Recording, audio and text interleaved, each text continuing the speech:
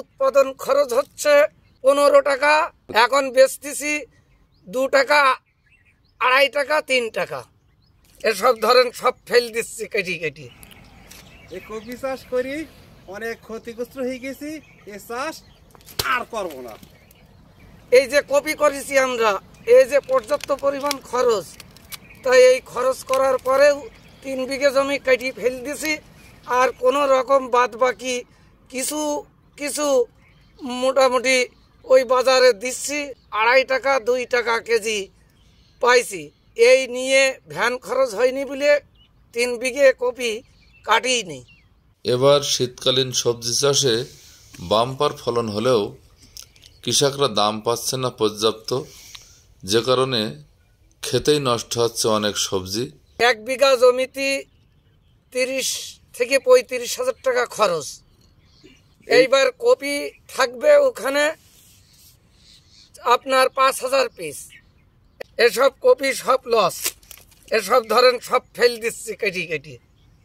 আমাদের একজন কৃষক ভাই, উনি দুঃখের সাথে বলছিলেন উনি 3 বিঘা কপি বাজারজাত করতে পারছেন না, পরিবহন খরচও উঠছে না, যে কারণে উনি খেতেই এই সবজিগুলো নষ্ট করে যাচ্ছেন এবং জৈব সার হিসেবে ব্যবহার করবে বলে উনি আমাদেরকে জানিয়েছেন। আমরা খুবই কঠিন অবস্থায় আছি। তো আপনার এটা আনুমানিক উৎপাদন খরচ কেমন পড়ছে?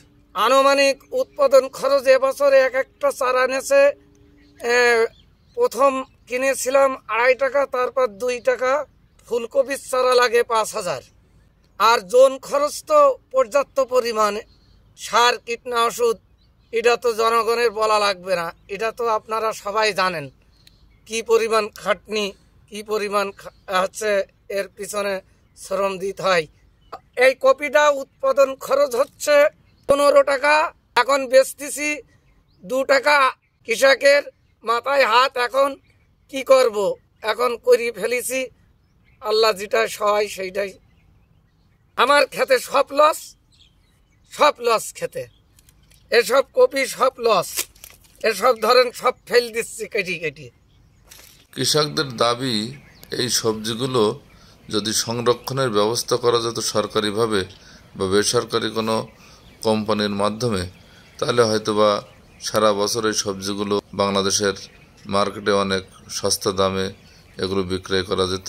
কিন্তু পর্যাপ্ত সংরক্ষণের ব্যবস্থাপনা না থাকায় কৃষকরা এগুলো তাদের খেতেই এগুলো নষ্ট করে ফেলছে এবং তাদের দাবি যে তারা এগুলো খেতেই জৈব সার হোক, কারণ যে উৎপাদন খরচ যেটা করছে সেটা তো লস গেছে, এখন যে কেটে বাজারে নিয়ে যাবো, সে বাজারে নিয়ে যাওয়ার খরচও তাদের উঠবে না।